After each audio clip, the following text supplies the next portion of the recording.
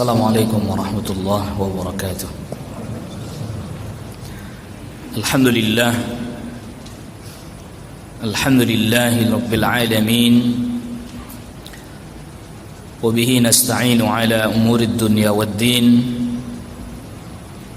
Wassalatu wassalamu ala nabiyyina Muhammadin wa ala alihi wa sahbihi wa man tabi'ahum bi ihsanin ila yaumiddin. Qala Allah Ta'ala fi kitabihil karim, ya ayyuhalladzina amanu ittaqullaha haqqa tuqatih wa la tamutunna illa wa antum muslimun. Ya ayyuhan nasu ittaqu rabbakumul ladzi khalaqakum min nafsin wahidah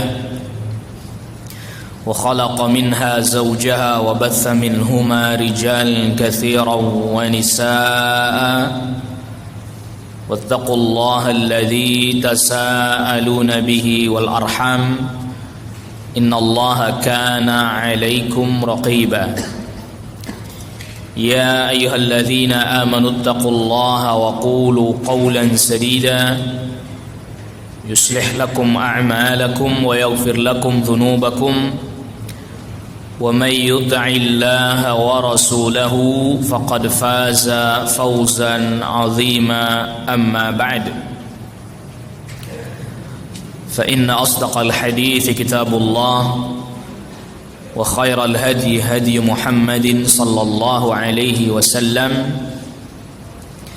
wa syarrul umuri muhdatsatuha wa kullu muhdatsatin bid'ah wa kullu bid'atin dhalalah wa kullu dhalalatin fin nar. Ma'asyiral hadirin jamaah a'azzakumullah.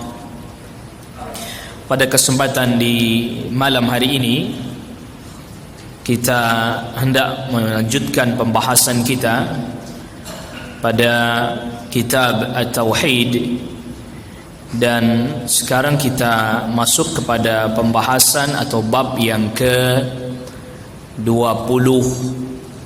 ya. Kalau yang diterjemah itu 26, tapi di kitab asli 25, yaitu babu ma jaa fil kuhani wa nahwihim, bab yang menjelaskan terkait dengan para dukun dan yang semisal mereka.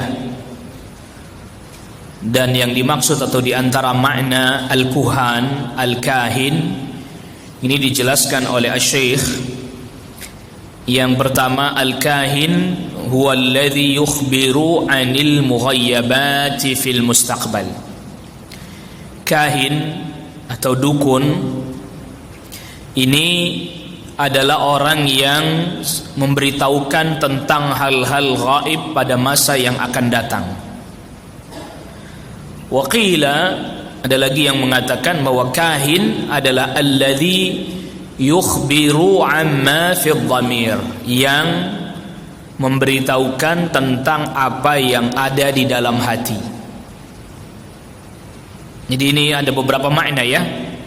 Kasih tahu atau dia memberitahu tentang hal-hal gaib pada masa yang akan datang, atau memberitahukan sesuatu yang ada di dalam hati. Dan perlu sama-sama kita ketahui bahwa mengetahui hal gaib ini adalah merupakan kekhususan Allah Subhanahu wa taala. Tidak ada makhluk di langit, di bumi yang mengetahui hal gaib. Tidak ada. Ya, kecuali para nabi, para rasul yang memang Allah wahyukan kepadanya. Dan hanya sebatas itu yang diketahui oleh para nabi dan para rasul, artinya yang Allah wahyukan saja. Yang tidak diwahyukan oleh Allah Subhanahu wa taala, yang tidak diberitahukan oleh Allah Subhanahu wa taala, ya para nabi, para rasul pun tidak tahu. Maka kalau kita dapati ada orang bisa kasih tahu hal gaib di masa yang akan datang, atau kemudian dia bisa mengetahui apa yang ada dalam hati orang dan seterusnya, kalau melihat definisinya Syekh ini, ya seperti itulah para dukun. Lalu nanti di dalam hadis ada arraf. Arraf Kalau kita biasa terjemahkan tukang ramal ya. Al-arraf alladhi yadda'i ma'rifatal umuri bimuqaddimatin yastadillu biha 'ala al-masruq wa makani ad-dallah wa nahwi dhalik. Yaitu orang yang mengaku tahu hal-hal dengan tanda-tanda yang biasa dia jadikan sebagai pijakan, bisa diketahui barang yang hilang, barang dicuri oleh siapa, tempatnya di mana. Ini namanya arraf. Fa'ala kulli hal, prakteknya pada praktek di lapangannya, baik arraf atau kahin, ya dia juga. Ya tukang ramal yang bisa memprediksi-prediksi hal gaib, masa yang akan datang, ngaku-ngaku bisa tahu di mana barangnya itu hilang, diambil oleh siapa, tempatnya di mana. Sehingga intinya dia ini pertama mengaku bisa mengetahui hal-hal gaib. Dan ini jelas tadi kita sudah jelaskan, ini bertentangan karena rumusnya, kaidahnya tidak ada yang mengetahui hal gaib melainkan hanya Allah Subhanahu wa taala. Maka datanglah sejumlah larangan dari Rasul sallallahu alaihi wasallam mendatangi orang-orang yang seperti ini. Yang pertama yang dibawakan dalam bab ini hadis yang diriwayatkan oleh Al-Imam Muslim dari sebagian istri Nabi sallallahu alaihi wasallam. Nabi sallallahu alaihi wasallam sabdakan, "Man ata 'arrafan fasa'alahu an syai' fasaddaqahu lam tuqbal lahu salatun 40 yawma."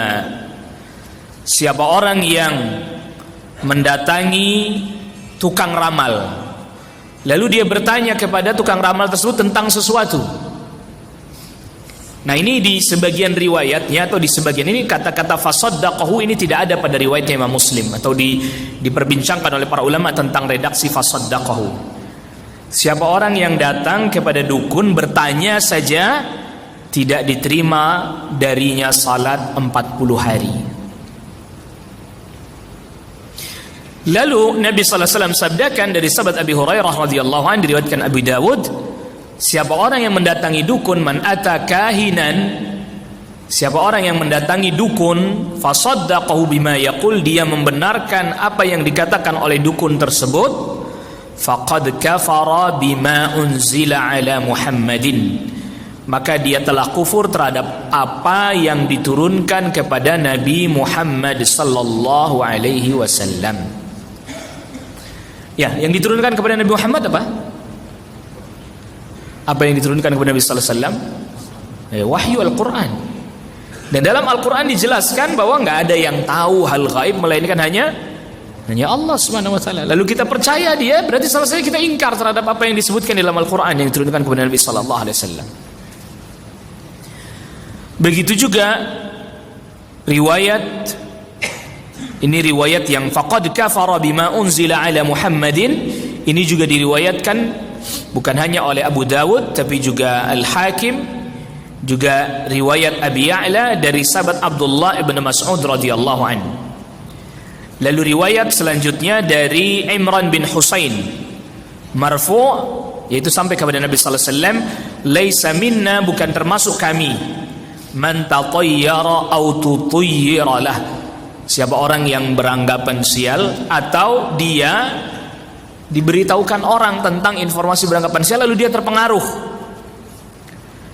au takahana, atau dia memang ya pekerjaannya sebagai dukun, au tukuhinalah, atau dia jadi pasiennya dukun, au sahara, atau dia tukang sihirnya, au suhiralah, atau dia jadi pasiennya tukang sihir. Wa man ata kahinan, dan siapa orang yang mendatangi dukun, fasaddaqahu bima yaqul, lalu dia benarkan apa yang dia katakan, dukun katakan dia benarkan, faqad kafara bima unzila ala Muhammadin sallallahu alaihi wasallam, maka dia telah kufur terhadap apa yang diturunkan kepada Nabi Muhammad sallallahu alaihi wasallam. Nah, dukun-dukun ini tahu dari mana hal gaib? Dia cuma di antara dua keadaan, imma dia dusta bohong, ya. Yang kedua, wa imma dia mendapatkan informasi dari syaitan yang mencuri pendengaran dari langit. Tapi juga informasinya benernya 1, dustanya 1000. Dicampur aduk oleh syaitan itu, 1 yang benar, dustanya 1000. Gitu ya. Jadi perlu kita ketahui ini. Jadi dukun-dukun ini imma dia bohong, dia dusta, dia nggak tahu hal gaib, tapi dia mengaku tahu hal gaib. Yang kedua, dia dapat informasi dari para jin, syaitan yang mencuri pendengaran. Tetapi tadi bahasa kitanya 1 yang benar, 1000 yang bohong, dicampur, sehingga si dukun itu pun nggak bisa mendeteksi juga nih benar apa enggak ini. Maka tatkala bertepatan dengan apa yang Allah kehendaki, biasanya itu yang kemudian sering diangkat. Wah, hebat. Padahal melesetnya banyak, yang itu nggak pernah diekspos. Tapi giliran benar 1 itu yang diangkat terus menerus. Maka Muawiyah bin Hakam As-Sulami pernah bertanya kepada Rasulullah SAW, ya Rasulullah, inna minna rijalan ya'tunal kuhan. Ada di antara kami dulu pada masa jahiliyah orang-orang yang sering mendatangi para dukun. Kata Nabi sallallahu alaihi wasallam, "Fala ta'tihim," maka jangan kau datangi mereka. Karena ini nanti akan membantu mereka untuk terus berbuat kesyirikan, berbuat kekufuran, termasuk juga ya sihir. Jadi dukun, meramal, sihir, ya seluruhnya itu masuk di dalamnya semuanya itu, praktek-praktek itu semuanya. Makanya sebelum-sebelumnya sudah disebutkan bab tentang sihir, macam-macam sihir. Karena Pak, masuk semuanya di situ. Mereka bisa melemahkan keyakinan, menyebabkan orang jatuh kepada kekufuran, kesyirikan, dan seterusnya. Dan ini berbahaya. Ya, ini berbahaya karena tadi melemahkan keyakinan. Maka datang saja nggak boleh. Mengapa? Karena tadi kita seringkali mendengar informasi, berita, sesuatu yang ternyata bertepatan dengan ketetapan dari Allah Rabbul Alamin. Wih, benar, hati jadi lemah. Berarti dia hebat. Nah itu muncul dalam hati. Makanya dijaga oleh syariat. Dan yang pertama kali dijaga oleh syariat adalah menjaga agama, menjaga akidah. Maka oleh karena itu perintahnya syariat jelas. Ada hajat, mohon kepada Allah. Ada hal-hal yang dibutuhkan, minta kepada Allah Rabbul Alamin. Nanti yang syaitan yang bekerja sama dengan para dukun ini syaitan akan minta sesuatu kepada dukun tersebut. Dan kita sudah jelaskan berulang-ulang, syaitan ini nggak butuh makanan. Nggak ada kan hadis menyebutkan kembang makanannya syaitan, makanan jin, nggak ada. Kemenyan makanannya jin, nggak ada. Nggak ada riwayat menyebutkan itu, tidak ada. Ini nggak ada. Jadi yang mereka butuhkan kita itu taat sama mereka. Na'udzubillah. Nah para dukun itu disuruh apa aja mau dia sama syaitan itu. Makanya dibantuin pun nggak seluruhnya. Bayangkan. Na'udzubillah. Perhatikan. Para dukun itu memberikan seluruh apa yang ada pada dirinya, termasuk yang terbaik dari dirinya itu keyakinan, keimanan kepada syaitan. Syaitan ngasih cuman sedikit ke dia, cuman dia nggak tahu aja. Iya. Makanya tadi mereka disuruh begini mau, disuruh begitu mau, bahkan sebagiannya naudzubillah buat maksiat, berbuat kesyirikan, lalu kemudian berzina. La ilaha illallah. Katanya biar tajam ilmunya. Alasannya kan begitu. Awal mulanya nih kalau kelihatan ini orang agak saleh, ya, nggak disuruh maksiat dulu, enggak. Suruh ibadah tapi melampaui batas, nggak ngikutin aturan, nggak ngikutin syariat. Kamu puasa tiap hari, ya, jangan makan yang bernyawa. Misalnya begitu. Ya iya, mungkin masih bernyawa mau dimakan, ya nggak bisa. Ya gitu. Kamu wiridan sekian ribu, nggak ada tuntunannya. nggak ada tuntunannya. Nanti lama-kelamaan dia sudah tenggelam dalam ibadah-ibadah yang tidak ada tuntunannya, itu dibikin malas. Kalau ibadah yang ada tuntunannya dibikin malas. Kamu kan sudah tinggi kedudukannya, puasanya aja udah nggak makan yang bernyawa, zikirnya aja udah ribuan orang-orang mah biasa masih. Jadi ya kalau kamu mau udah nggak wajib sholat fardu, itu mulai itu Pak. Sedikit demi sedikit ya, lama-lama wah kamu mau udah hebat, jadi ya nggak usah lagi ibadah, udah tinggi kedudukannya. Didatangkanlah kepadanya berbagai macam keanehan-keanehan, dibantu oleh syaitan ini tadi dalam rangka untuk menyesatkan dia. Keanehan bisa begini, dan dianya sendiri juga jadi takjub kepada dirinya sendiri. Oh ternyata saya memang udah tinggi nih makomnya ya, udah tinggi levelnya. Oh pantas ya. Terus begitu. Maka betullah kata para sahabat, termasuk riwayat dari sahabat Abdullah ibn Abbas radhiyallahu anhuma, iyyakum wal kahanah, jauhilah oleh kalian perdukunan. Fa innal kahanata tad'u ila syirk, karena perdukunan ini menghantarkan kepada kesyirikan. Jadi tadi dia taat sama itu syaitan, sedikit demi sedikit bergeser. Lama kelamaan ini orang yang tadi melakukan tadi, awal mulanya pasti tidak mungkin kalau syaitan lihat ini orang memang ahli ta'ah, nggak mungkin langsung disuruh maksiat sama dia. Dikit, jauh, geser. Sehingga ditambahkan keanehan, tapi dengan syarat dia makin mau mengikuti itu syaitan, ditambahkan keanehan-keanehannya dan seterusnya. Maka kata Imam Ibnu Qayyim, manusia itu cuma ada dua, pengikutnya para rasul dan pengikutnya para dukun.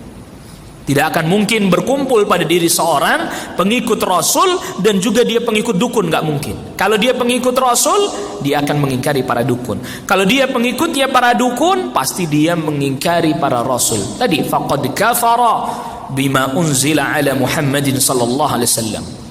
Mereka telah kufur. Dia orang yang membenarkan para dukun itu, pengikutnya para dukun, mesti dia kufur kepada para rasul dan apa yang dibawa oleh mereka, salawatullah wassalamu alaihim ajma'in. Maka siapa orang, jadi obatnya gimana? Obatnya tawakal.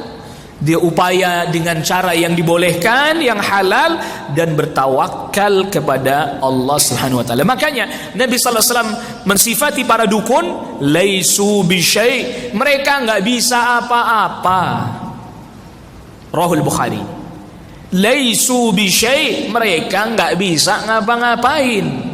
Kaidah rumus bahwa segala yang memegang kekuasaan hanya Allah Subhanahu wa taala. Makhluk nggak punya kuasa apa-apa. Maka yang dia jadikan sandaran adalah informasi yang datang dari syaitan tadi. Makanya sampai dia, naudzubillah, sebagiannya membunuh, istilahnya kita tumbal atau apalah istilahnya itu ya, wadal. Nggak ada itu. Itu tipu dayanya syaitan agar supaya orang membunuh atas nama itu, minta tumbal, minta persembahan dan seterusnya. Nauzubillah, nasallallahu al-afiyah.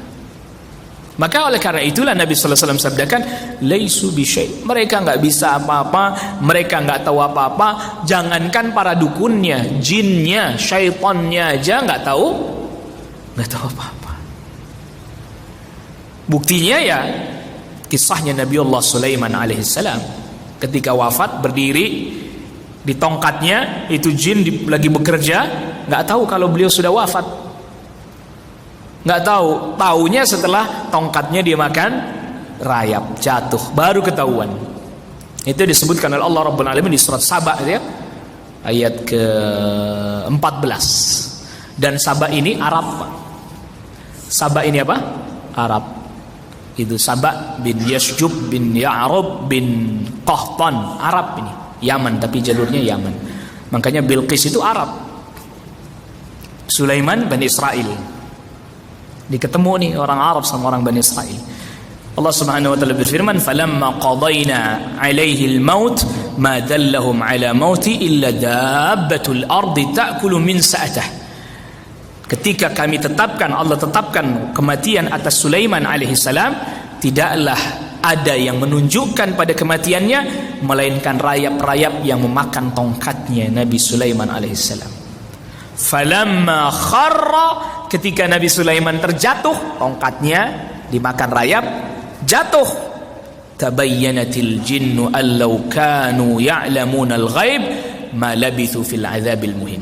Jelaslah bagi para jin, kalau seandainya mereka tahu tentang hal gaib, pasti mereka tidak akan terus-menerus di dalam hukuman atau di dalam siksaan yang menghinakan. Maksudnya mereka nggak bakalan mau terus bekerja. Jadi mereka terus bekerja gitu. Karena Nabi Sulaiman masih ngawasin itu. Terus bekerja sampai kok tahu-tahu jatuh. Berarti udah mati. Sejak kapan dia mati? Allahu Akbar. Jadi syaitannya aja nggak tahu hal gaib, apalagi coman dukunnya yang jadi kaki tangannya syaitan, jubirnya syaitan. Gitu. Jadi ini sumber informasinya aja nggak tahu hal gaib, apalagi coman corongnya. Jadi Al-Quhan itu cuman jadi juru bicaranya syaitan itu, jubir dia. Ngomong begini, tahu hal gaib, nggak tahu apa-apa. Ya. Ya itu tadi, bikin wafak-wafak, perdukunan, sihir, tulis di tanah, lihat ini, ini ada tanda begini, semuanya. Ini semua dengan cara-cara yang seperti ini, ya inilah dukun ini. Ya termasuk sihir juga, dia menggabungkan. Biasanya udah jadi satu paket itu. Perdukunan dan sihir itu jadi satu paket. Dan gak ada dukun putih, gak ada. Dukun beranak ada ya, itu tidak apa-apa kalau yang itu lain lagi. Ya lain dukun pijat pun hati-hati ya, ada sebagiannya dukun pijat pun pakai ilmu-ilmu sihir-sihir begitu juga ada. Makanya pantangannya begini ya, pantangannya begitu ya, yang kadang nggak masuk akal. Hati-hati itu juga, dia urut tapi nanti ngajarin yang aneh-aneh. Allah musta'an. Nasallallahu alaihi wasallam. Hati-hati. Ya, dan nanti la'allahu setelah bab ini pembahasan tentang mengobati sihir dengan sihir lagi. Ya, ingin lepas dari pengaruh buruk dukun tapi datangnya ke dukun yang lain. Allah musta'an. Jadi saya tidak lama ada notifikasi lewat, saya lihat video dukun. Itu ada perempuan, kamu saya buka yang mata batinnya. Wih, hebat. Allah musta'an. Ya baca bismillahirrahmanirrahim. Baca suratul Fatihah, baca bismillah, pegang matanya gini, saya buka mata batinnya. Ini manusia melampaui batas ini. Gimana dibuka? Ya, tapi kamu jangan kaget. Memang kelihatannya nggak jelas katanya. Kelihatannya nggak jelas. Saya nggak kasih jelas karena kalau kasih jelas nanti kamu nggak sanggup katanya. Baca bismillah, yang orang itunya pun baca bismillah, yang itu baca bismillah. Nah, ya ini yang menjadi semakin talbis ya, menjadi semakin samar. Kalau dia tidak pakai baca bismillah, tidak pakai baca surat-surat dalam Al-Quran, orang jelas ini dukun nih. Ini dukun nih. Tapi ketika dia baca bismillah, baca surat tertentu yang kita familiar, kita kenal bahwa itu dari Al-Quran, jadi samar buat kita. Ini dukun apa bukan sih? Tapi baca ayat. Nah tadi kita sebutkan menggunakan sesuatu tanpa ada tuntunannya. Ayat Al-Quran itu hak, benar adanya, tapi disalah gunakan. Dan ini lebih samar lagi ini. Lebih samar lagi bagi sebagian orang. Tapi ini kok Ustaz enggak apa-apa kok, dia baca bismillah, dia baca Al-Fatihah, dia baca Al-Ikhlas. Ya cuman salah ditempatkan. Atau disalahgunakan itu tadi. Nauzubillah. Dan ini lebih sulit lagi dideteksi oleh sebagian kaum muslimin yang kayak begini. Ya kalau yang nggak bawa begitu jelas makin kelihatan ya, makin ketahuan. Tetapi kalau udah ini, baca itu, la ilaha illallah, mengaku bisa begini, lalu kemudian namanya diganti bukan lagi perdukunan, karomah. Apa? Karomah. Istilah karomah ini hari ini menjadi samar maknanya. Ini bukan Bukan perdukunan. Masa perdukunan baca bismillah katanya? Ini karamah. La ilaha illallah. Nasallallahu alaihi. Karamah yang nggak bisa diatrasikan. Karamah nggak bisa datang sekapan kita mau. Nggak bisa. Nggak bisa. Sebagaimana mukjizat. Apa Nabi SAW tiap hari muncul mukjizat? Tidak. Datang dalam kondisi tertentu yang sangat dibutuhkan dan seterusnya. Dan itu pun tidak lantas terus berulang-ulang. Apalagi sampai diatraksikan di depan orang banyak. Oh ini lihat nih, saya bisa begini. Dan itu semua bertentangan dengan sifat-sifat hamba. Kenapa? Karena sifat-sifat hamba itu lemah. Udah itu. Maka dia bersandar kepada Allah Rabbul Alamin. Ya, dia bersandar kepada Allah Rabbul Alamin. Nah, di masa dahulu, pada masa-masa jahiliyah dahulu, ya itu tadi, ada para dukun yang mereka menghadapi masalah datang ke dukun itu, ya. Makanya Al-Imamul Khatib Al-Baghdadi katakan al-kahanah min ulumil jahiliyah. Al-kahanah, perdukunan ini adalah merupakan ilmu yang beredar dahulu pada masa jahiliyah. Nah itu, pada masa jahiliyah dahulu. Bahkan Al-Khatib Al-Baghdadi katakan, wa kanati syayatinu tastariqus sama. Syaitan dulu sering mencuri pendengaran dari langit.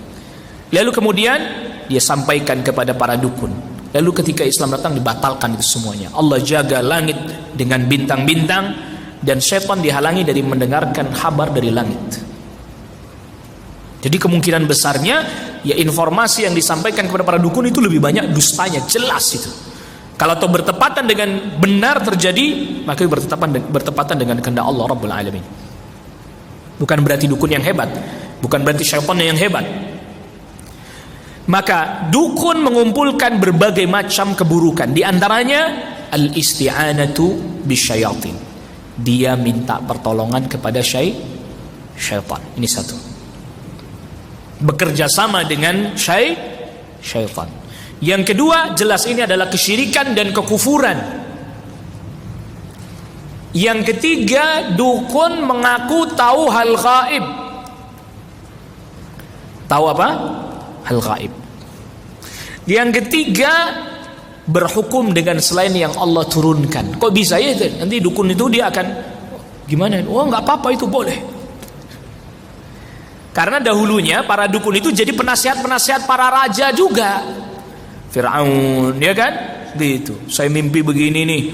Nanti akan ada anak dari kalangan Bani Israel yang meruntuhkan kerajaanmu. Jadi gimana? Bunuh semua anak laki-laki yang lahir dari kalangan Bani Israel itu. Itu nasihat para dukun. Fir'aun nurut, ya benar juga sih, benar. Akhirnya dia mengambil keputusan hukum yang jelas, nggak ada tuntunan dari Allah Rabbul Alamin. Yang ada dari dukun itu. Suruh begini, suruh begitu, kerjakan ini, kerjakan itu, laksanakan ini, laksanakan itu. Yang kelima, aklu amwalin nas bil batil, memakan harta manusia dengan cara yang batil. Kan dia minta uang, memang dia nggak minta uang. Hulwanul kuhan namanya. Tadi maharnya para dukun. Nah itu, datang gimana nih Pak? Belum berhasil, maharnya kurang katanya kan, tambahin dong. Makan harta orang dengan cara yang batil. Ini yang berat nih, ini diantaranya nih. Makanya kalau perdukunan ini dilawan atau dijelaskan tentang tauhid, orang nggak lagi datang ke dukun. Wah ini sepi nih pasien, nggak ada yang datang ini gara-gara ustadz jelasin soal begitu katanya. Itu, naudzubillah lah. Makanya sekarang para dukun berganti jubah, pakai jubahnya para ustadz gantian sekarang. Dukunnya pakai baju ustadz. Enggak, ini dukun putih ini katanya. Ganti pakaiannya. Kenapa? Kedeteksi nanti, kedeteksi. La ilaha illallah. Nasallallahu alaihi wasallam. Lalu kemudian yang keenam, jelas dia zalim. Zalim dia kan. Zalim termasuk ya naudzubillah membahayakan manusia yang lain lewat sihir, santet dan seterusnya. Nasallallahu alaihi wasallam. Lalu kemudian yang ketujuh, ini para dukun, at-ta'awun 'alal itsmi wal 'udwan, saling tolong menolong dalam hal dosa dan permusuhan. Jelas ya. Kalau menolong dalam hal permusuhan, Ya makanya kalau ada orang kena santet datangnya ke dukun lagi, nanti dukunnya bikin supaya dia bermusuhan. Ini yang bikin orang deket nih katanya. Padahal dia nggak tahu itu. Ini yang bikin bukan orang jauh-jauh, ini orang deket nih. Diinget-inget deh siapa dari saudara kamu yang mulain deh tuh. Tetangga kamu siapa nih yang begini? Persaingan bisnis di pasar siapa nih yang kayak begini? Ta'awun 'alal itsmi wal 'udwan. Dan di antara spesialisasinya para dukun adalah bohong. Nah, ini ke-8. Jadi dukun tuh harus pinter bohong. Kalau enggak yang enggak meyakinkan ntar. Dukun meyakinkan enggak sih? Tenang aja, tenang. Sudah banyak yang datang ke sini, gagal semuanya. Bohong. Ya, berhasil pokoknya. Udah banyak yang datang sini berhasil. La ilaha illallah. Nasallallahu alaihi wasallam. Jadi ini apa? Oleh para ulama sebutkan wa hadhi khasiyatul kuhan, spesialisasinya para dukun. Apa itu? Bohong. Nasallallahu alaihi wasallam. Lalu kemudian yang ke-9 adalah meniru-niru atau berpura-pura meniru kekhususan Allah. Kok begitu? Iya, ngaku tahu hal gaib, bisa memecahkan semua masalah. Masalah semua, memecahkan semua masalah rumah tangga, bisnis, perjodohan. Kan iklannya begitu kan? La ilaha illallah. Yang itu semuanya nggak ada yang bisa menyelesaikan hal itu melainkan hanya siapa? Allah Rabbul Alamin. Dia itu tadi seakan-akan meniru-niru Allah Rabbul Alamin. Ya seakan-akan meniru-niru Allah Rabbul Alamin. Padahal jelas tidak ada yang tahu hal gaib di langit di bumi melainkan hanya Allah Subhanahu wa taala. Qul la ya'lamu man fis samawati wal ardil ghaiba illa Allah. Katakan enggak ada yang mengetahui siapapun di langit di bumi tentang hal gaib melainkan hanya Allah Subhanahu wa taala. Ini di surat An-Naml ayat ke-65. Jelas. Maka mendatangi para dukun ini merupakan sebab-sebab pintu-pintu kesyirikan. Makanya ditutup, datang aja jangan. Membenarkan para dukun adalah merupakan kesyirikan yang besar, kekufuran yang besar yang menyebabkan orang naudzubillah bisa keluar dari Islam. Perhatikan bedanya. Datang dukun nanya pintu menuju kesyirikan. Saya nggak percaya kok Ustaz, saya nggak yakin. Datang nanya-nanya, tapi ntar lama-lama jadi terpengaruh. Itu makanya kalau dukun saja syariat melarang kita mendatanginya, khawatir terpengaruh, apalagi Dajjal. Karena apa? Bohongnya lebih berat lagi dia dibandingkan para dukun. Makanya Rasulullah sallallahu alaihi wasallam sabdakan dalam hadis yang diantara diriwayatkan Abu Dawud, "Idza sami'a ahadukum bid-dajjal falyan'a anhu." Apabila ada salah seorang di antara kalian mendengar Dajjal sudah keluar, menjauh. Kenapa? Bahaya, nanti kita itu tadi bisa berbahaya. Makanya jangan pernah kita merasa imanku kuat. Itu dia menyingkir, menjauh dari para dukun dan seterusnya. Ya kecuali tadi memang ada pengecualian orang yang memang betul-betul berilmu, mengerti dan seterusnya, lalu kemudian dia ingin membongkar kedustaannya, bisa. Itu orang-orang tertentu yang punya kemampuan aja. Dan jangan kita coba buat diri kita sendiri, jangan, menyingkir lebih aman. Menyelamatkan agama kita sendiri itu lebih diprioritaskan. Jangan sampai kemudian kita lantas merasa aman, merasa tentram, akhirnya kemudian kita masuk, malah kita nanti yang terjerumus. Ingat, tipu daya syaitan begitu sangat lembut dan halusnya, sehingga kadang kita nggak kerasa, kita nggak sadar. Nggak usah kita menghadapi dukun, ya kadang kita dengar berita informasi aja udah langsung goncang. Itu si fulan itu ini loh berhasil, itu aja udah bikin goncang itu. Apalagi kemudian kita datang, naudzubillah. Rasulullah SAW. Maka syariat kasih preventif, jangan datang aja jangan, nanya jangan. Walaupun anda nggak yakin jangan. Ya kalau nggak yakin ngapain nanya? Gitu kan? Jangan. Karena ini pintu menuju kepada kesyirikan, kekufuran. Kok membenarkan? Naudzubillah. Syirik besar, kufur besar. Bisa mengeluarkan orang dari agama Islam. Ini nggak main-main ini. Artinya begini, ini yang seringkali nggak begitu difahami. Itu orang rajin sholat, itu orang rajin puasa, itu orang pokoknya ibadahnya taat. Tapi membenarkan dukun, habis semua nanti amalnya itu. Sia-sia. Dan hakikatnya dia keluar dari agama. Sedangkan dia tidak sadar.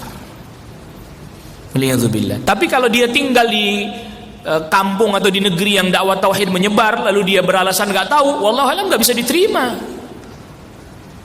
Iya, ini kalau dikasih tahu nggak boleh dukun itu, wah nggak apa-apa ini kan, nah, udah ini bahaya ini orang, bahaya dia. Ini keluar dari agama dia, keluar dari millatul Islam. Makanya perdukunan, sihir apabila masih banyak di satu negeri, di satu kaum, ini pertanda bahwa dakwah tauhid masih harus terus dan jangan berhenti. Orang sudah nggak ada aja masih terus, karena satu saat makan bisa tumbuh lagi, muncul lagi.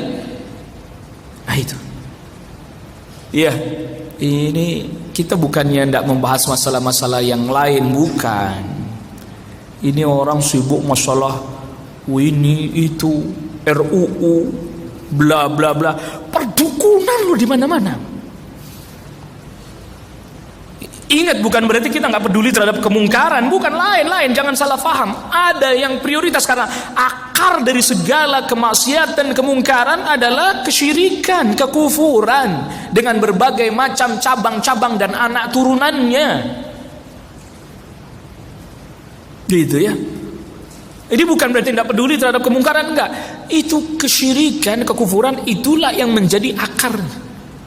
Di mana-mana ini, di mana-mana. Entar orang akhirnya cari solusinya apa lagi? Ya itu tadi, jatuh lagi ke perdukunan lagi. Bahkan sampai naudzubillah di sebagian negeri itu, sebagian wilayah di negeri kita, ini masih banyak kampung-kampung yang memang perdukunannya kuat, luar biasa. Sihir, perdukunan, santet itu jadi makanan sehari-hari. La ilaha illallah. Nasallallahu alaihi. Merusak keyakinan, merusak harta, merusak jiwa, wah, macam-macam itu. Macam-macam.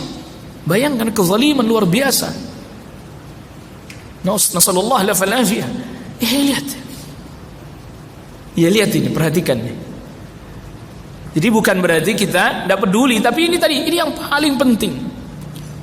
Ya, termasuk ya tadi bikin raja-raja, jimat-jimat, wafak-wafak. Itu kan termasuk bagian dari praktek perdukunan dan sihir kan? Gitu. Cuman kalau udah tulisannya Arab-Arab ya itu tadi, itu katanya dukun putih itu. Sihir putih dan macam-macam istilah yang dipakai. Nasallallahu alaihi afiyah. Maka di dalam bab ini ada beberapa poin faedah. Yang pertama, annahu la yajtami'u tasdiqul kahin ma'al imani bil Qur'an. Tidak akan berkumpul pada diri seseorang membenarkan dukun, tapi bersamaan dengan itu dia beriman terhadap Al-Qur'an. Maka tadi kita sudah jelaskan perkataan Ibnu Qayyim, Al-Imam Ibnu Qayyim, manusia itu dua, pengikutnya para dukun dan pengikutnya para rasul. Jadi ini enggak akan berkumpul dalam satu orang. Yang ngikutin Rasul, ya iman kepada Al-Quran, tapi juga membenarkan perdukunan. Gak mungkin. Dan bahkan dalam hadis disebutkan jelas-jelas bahwa itu adalah kekufuran. Ya, faqad kafara bima unzila ala Muhammadin. Maka dia telah kufur terhadap apa yang Allah turunkan kepada Nabi Muhammad SAW. Itu kekufuran, itu kufur akbar, mukhrij anil millah. Bisa mengeluarkan seseorang dari keislamannya. Lalu kemudian dalam bab ini juga menjelaskan tentang orang yang menjadi pasiennya para dukun, yang melakukan praktek perdukunan jelas, Nabi berlepas diri darinya, laisa minna. Begitu juga yang jadi pasiennya. Ya. Jadi man takahana itu yang melakukan prakteknya, wa man tukuhinalah yang jadi pasiennya. Nah, apalagi jadi muridnya, naudzubillah.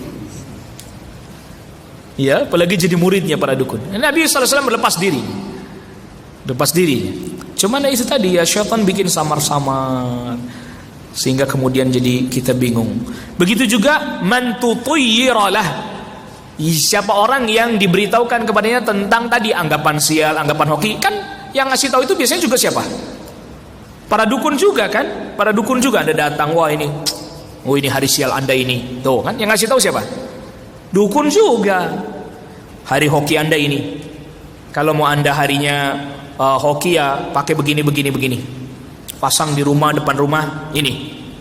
Lonceng. Pasang di toko patung kucing yang begini aja.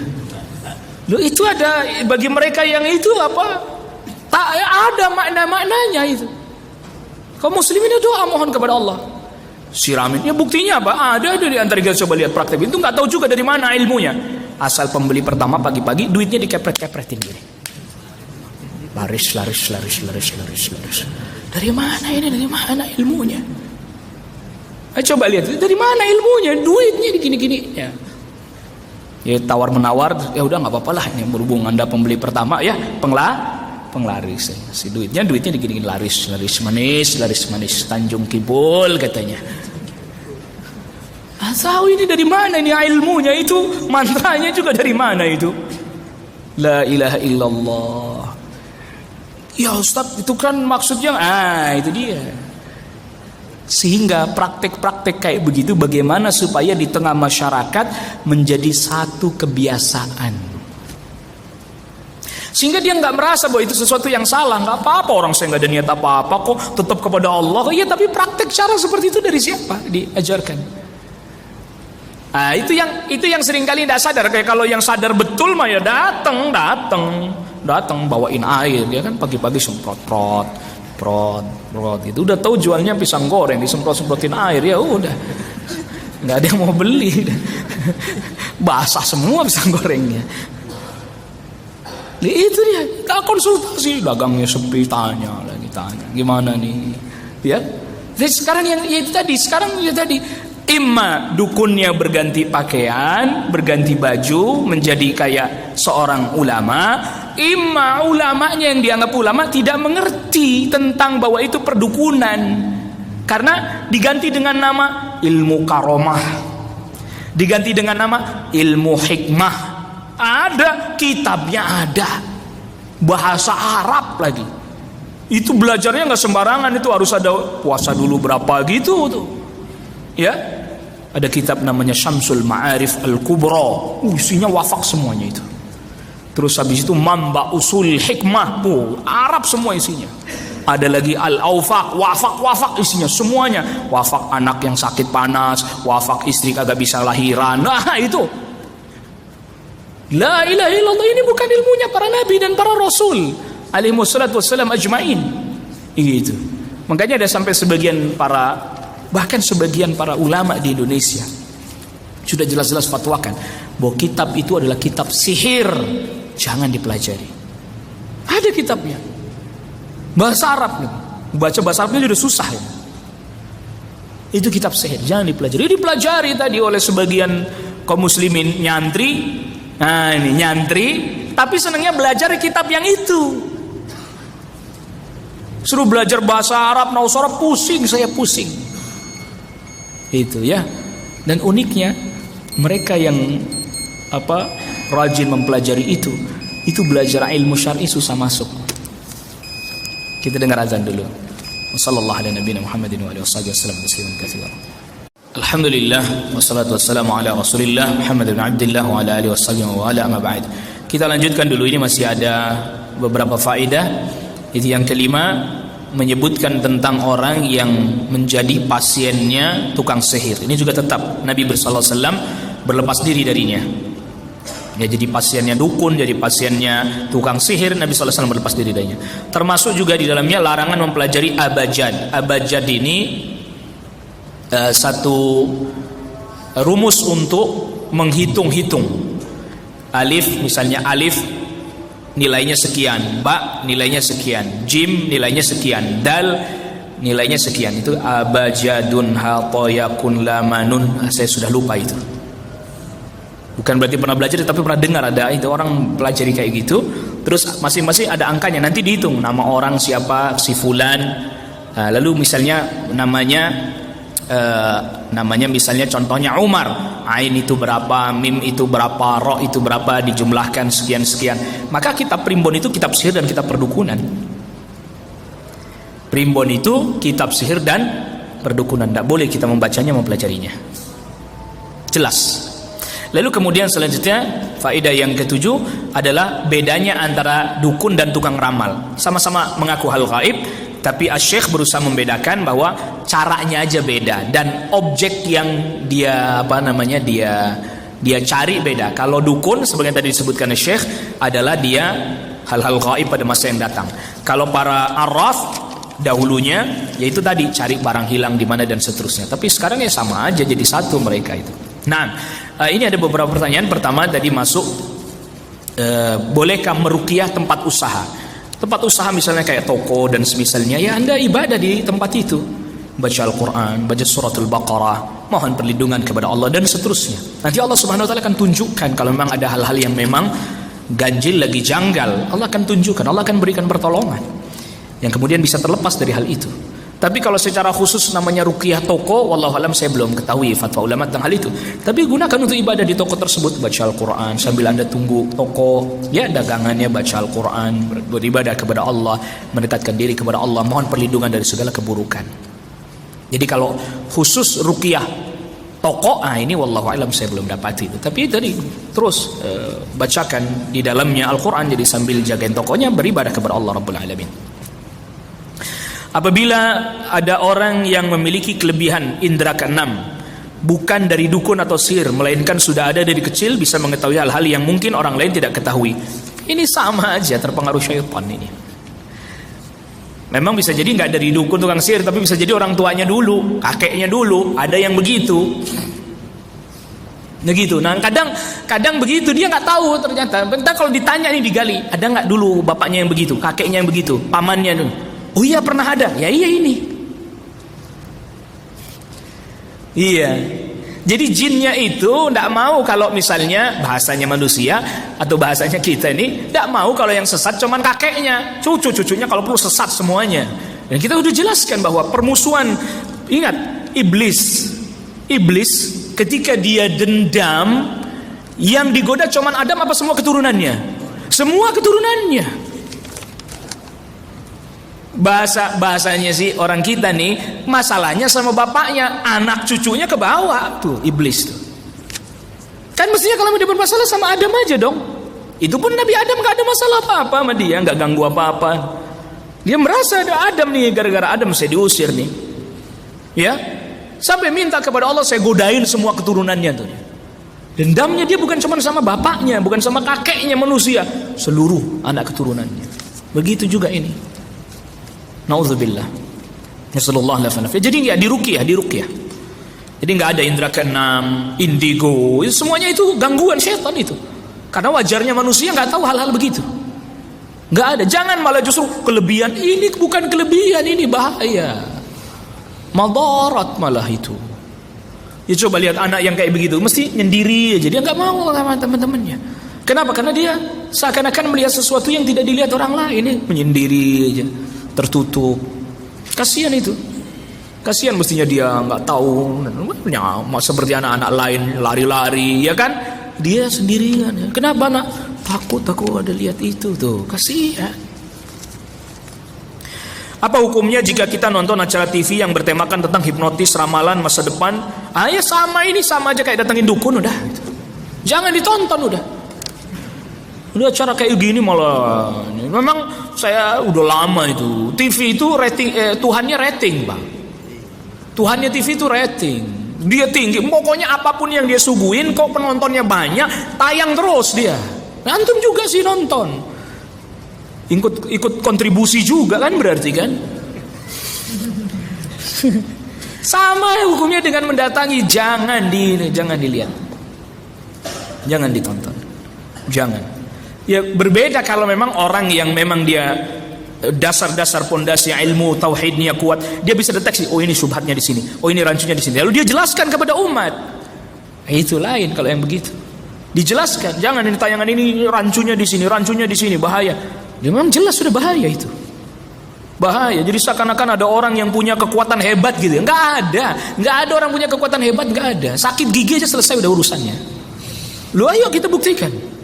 Orang hebat kayak apa? Allah beri sakit gigi selesai udah urusannya. Ngejoprak dia, nggak bisa ngapa-ngapain. Gitu. Nah, ini perlu diingat.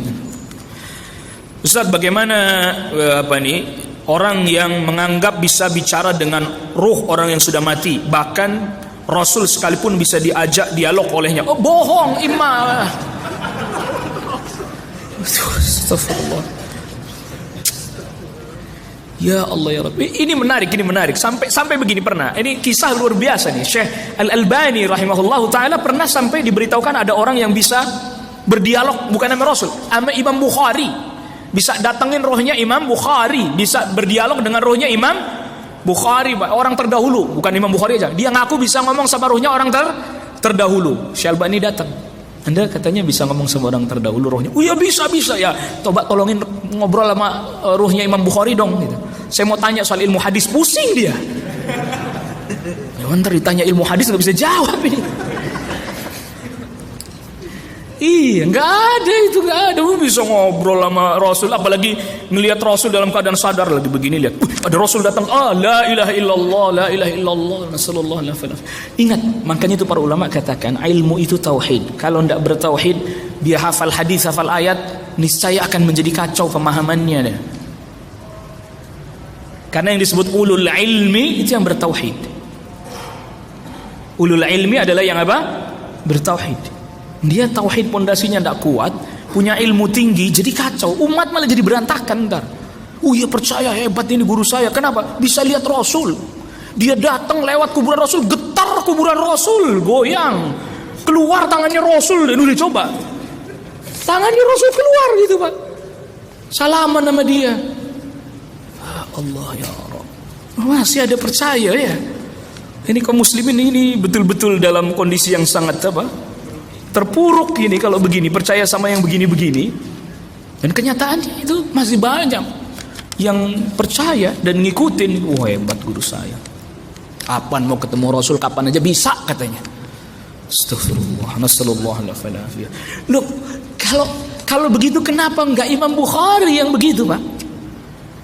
Imam Bukhari ngumpulin hadis enggak pernah. Saya nanya sama Rasul ini hadisnya sahih apa enggak? Enggak pernah. Kenapa enggak Imam Bukhari gitu loh? Ya kalau sahabat sih karuan lah ya. Karuan para sahabat berjumpa ini, para tabi'in. Makanya sahabat Abdullah bin Abbas sampai katakan kalau ada orang ngaku dia mimpi bertemu Rasul, dia tengin sama sahabat Abdullah bin Abbas. Sebutin ciri-cirinya. Karena sahabat masih pada hidup, sebutin ciri-cirinya. Kalau tepat benar, iya itu benar. Salah, bukan itu bukan Rasul. Itu bukan Rasul. Jadi ini syaitan bisa muncul dalam wujud lain, tapi dia ngaku Rasul. Datang dalam wujud Rasul nggak bisa dia, nggak Allah perkenankan. Dalam wujud lain tapi ngaku Rasul, itu diingat. Saya lihat Rasul, siapa yang dia lihat ini? Nah itu bahaya itu. Ustadz, banyak kejadian beberapa ngetes ilmu kebal, merenggut nyawa, bahkan korbannya relatif muda. Nah ini kayaknya nih yang lagi rame di video, banyak beredar juga ini. Kenapa ulama tidak menegur, membubarkan pesantren yang mengajarkan ilmu-ilmu seperti itu? Wah ini pertanyaannya, terus saya suruh bubarin gitu. Nah makanya gini. Jadi kalau misalnya pertanyaannya kenapa para ulama atau majelis ulama tidak membubarkannya dan seterusnya itu, jangan ditanya saya, memang saya bukan kewenangannya di situ. Nah sekarang bagaimana umat ini diberikan ilmu, pemahaman yang baik, yang benar, sehingga tidak lagi kemudian mengajarkan anak-anaknya yang seperti itu, atau memasukkan anak-anaknya ke lembaga pendidikan yang semisal seperti itu. Ingat, sebagian pencak silat itu ada dimasukkan jin. Saya nggak mau sebut merek nggak, tapi antum renungkan, iya kan? Gitu ada dimasukkan jin. Iya ada wiridan tertentu, bacaan dimasukkan jin itu. Tarik napas ya, dipukul sama gurunya, ditepuk, itu tuh dimasukkan. Pencak silat itu sebagiannya begitu. Makanya jadi hawanya berani aja, nggak pernah ada takutnya gitu kan. Patah besi, gas gitu.